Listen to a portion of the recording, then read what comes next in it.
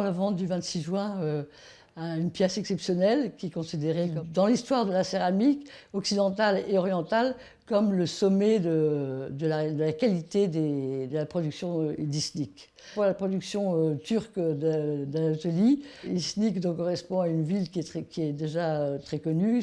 La production céramique remonte à l'Antiquité.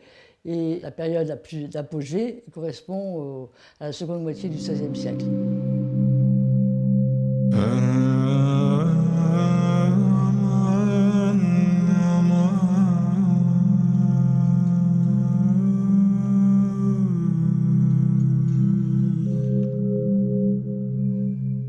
Ce qui nous permet d'attribuer cet objet à la période d'apogée de la production d'Iznik, c'est sa très belle qualité d'exécution, avec un blanc éclatant du fond sur lequel les émaux polychromes se détachent très bien. Cet objet présente le décor floral caractéristique de cette seconde moitié du XVIe siècle, où chaque espèce est facilement identifiable, car très bien observée.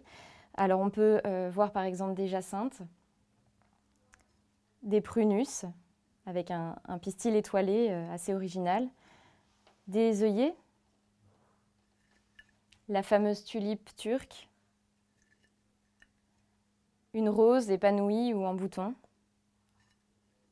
des églantines, auxquelles s'ajoutent des fleurs tout droit sorties de l'imagination des artistes, telles que cette fleur composite.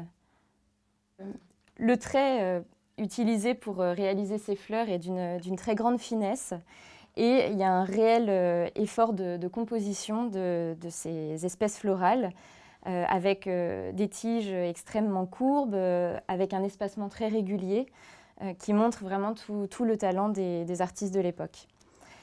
Cet objet présente une monture métallique qui vient remplacer le col initial et qui vient cercler le pied de l'objet. Cette monture est en alliage métallique, en alliage cuivreux, et présente un décor finement ciselé sur un fond guilloché. Ce décor reprend exactement le même répertoire décoratif que celui de la panse. Habituellement, les montures que l'on trouve sur les pièces d'Iznik sont tardives, sans doute posées au XIXe siècle pour remplacer un élément qui a pu se casser avec le temps. Mais pour notre objet, on a envie de suggérer une monture plus ancienne par justement la très belle qualité d'exécution de la ciselure. Il existe des objets d'Iznik qui ont été volontairement mutilés au moment de leur production, simplement pour apporter une petite touche fantaisiste qui vient compléter le matériau céramique. Ce qui rend notre objet intéressant aussi, c'est sa forme, puisque rares sont les pièces de forme de ce type à avoir traversé les siècles. Habituellement, on a plutôt des plats. La chose la plus extraordinaire, c'est la qualité des émaux, qui sont vraiment des émaux sur un fond parfait. Ce qui est particulier à Iznik, c'est pas du tout une faïence, comme beaucoup de gens penseraient que c'est une faïence. C'est une céramique qui est spéciale au Moyen-Orient. C'est une céramique siliceuse. Nulle part dans aucune autre production, il y a une réalisation aussi parfaite que la production d'Iznik.